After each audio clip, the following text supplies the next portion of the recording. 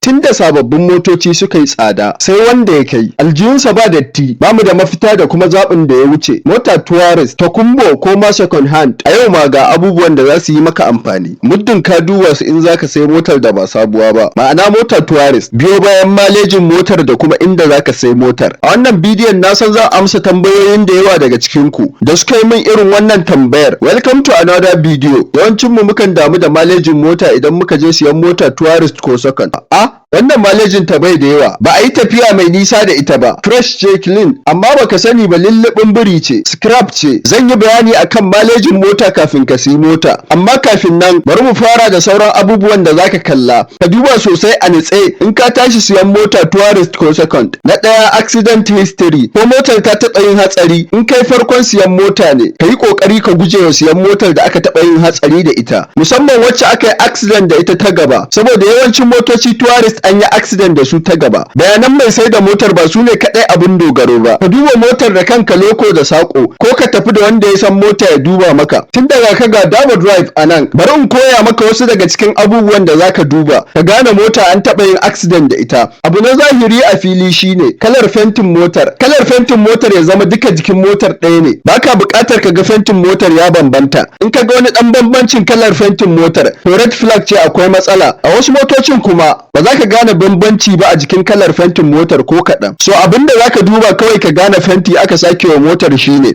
overspray. Ga waɗanda ba su san menene overspray ba, overspray fenti ne a wasu wajajen a jikin mota waɗanda bai kamata a ga fenti a wajen ba. Normally zaka iya samun overspray a jikin headlight, fitilar gaba, rariyar light mota, a gaba sama da bamba, air inlet da kuma fog light. Wannan misalin overspray ne, duba da kyau. Sannan sai ka duba panel cap, gefe da gefen kowane murfin mota ko bonnet ko kofa ko boot, kwata panel da fender da sauransu. In ka ga ya matse da farko kuma ka ga ya bude daga ƙarshe, wannan motar an taɓa yin hatsari da ita. Wasu daga cikin gaps din ma sun yi faɗin da zaka iya zura ɗan yatsanka a ciki. Da akwai abubuwa da yawa da zaka gane mota an yi mata gyara, amma in muka ce zamu bi su ɗaya bayan ɗaya zamu wuni akan su ne. Ya isa haka akan accident. Bari mu je point na gaba, malejin mota. Na san yawancin mutane sun fi damuwa akan malejin mota akan komai in suka je siyan mota tourist, amma maganar gaskiya ba wani bincike da ya tabbatar da wani malejin mota ne yake nuna mota tourist ba ta da wata matsala. Ka siye ta. Generally maleji mara yawa shine yafi kyau a mota tourist, amma in motar tana da bayanai masu kyau, ka sani babu wasu kilometers da zaka kalla akan malejin mota ka ce wannan tafi, saboda shi kanshi malejin motar da ba ɗaya bane. Ma'ana 10,000 kilometers na malejin motar da aka tuka ta tuki na nutsuwa ba ɗaya bane da 10,000 kilometers na malejin motar da aka tuka ta tuki na wauta da ganganci. Ya zaka yi da wannan? Idan maleji ne zai tabbatar maka da lafiyar mota. Akan kowace second hand car da zaka siya, zaka iya la'akari da malejin da ya kai 60,000 km zuwa ƙasa is okay. Daga 60,000 km zuwa 100,000 km zaka iya hawa, amma daga 100,000 km ba da yawuna ba. Duk da wannan ba shine standard classification ba, kawai yadda Dabo drive muka bincike ne personal. A wasu motocin yawan malejin mota ba wani abin damuwa bane, kamar a irin su Toyota Hilux. Zaka iya sayan Hilux daga malejin da ya fara da 95,000 km zuwa 200,000 km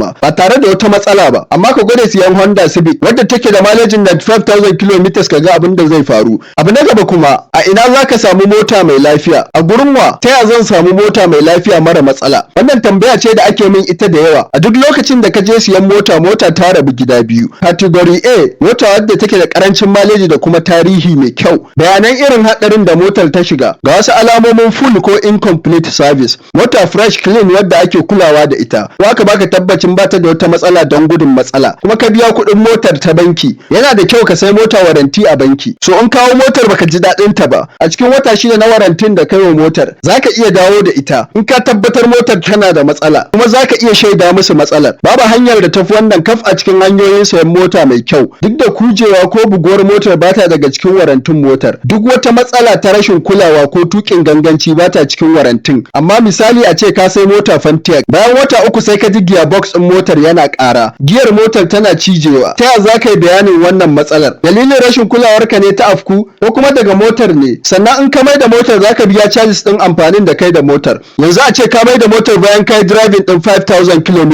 za su karɓi kuɗin waɗannan 5,000 km din da kai da motar kamar hayar motar ka karɓa. Sai kuma maganar dutin mota, custom duty. In ka sai motar da bata da duty kai za ka yi mata ka sani, sai ka mata duty sannan za ka samu plate number. A doka ba za ka samu driver license ba sai ka samu road worthiness certificate. An yi testin motar ka bata da wata matsala. Doka ta baka damar driving akan titi. Sannan za ka samu driver license ɗinka. In kuma motar ka ta faɗi test ɗin road worthiness certificate saboda wata matsala, sai ka gyara matsalar da take a motar ka sannan za a yi maka rijista. Ko kuma ka bada bribe a baka certificate ba tare da ka gyara matsalar motar ka ba. Ina ganin motoci da yawa akan hanya waɗanda ba su cancanta su hau titi ba saboda rashin lafiyar su. Sai mai mamakin ta suka wuce test ɗin road worthiness. Bari mu yi bayani akan category B. Waɗannan daɗaɗɗun motoci ne waɗanda suke da high mileage ko ba su da wani tarihin bayanan irin matsalolin su. Su ba su da wata matsalar da suke da buƙatar sai an gyara kafin a hau su. Nan ba sai ka yi wa motar warranty ba. Without guarantee or warranty at buyer's risk, the property is sold void stood. Ina maka fatan samun mota mai lafiya da kuma karko wadda ta dace da kai. Ka sani a koda yaushe bayanan da mai sayar da mota zai faɗa maka akan motar da zaka siya ba abin dogaro bane. Abin da yafi ka duba motar da kanka kuma ka yi amfani da abin da idan ka ya gani. Shi mai sayar da motar kawai zai gaya maka abin da zai sa ka sai motar sa ne.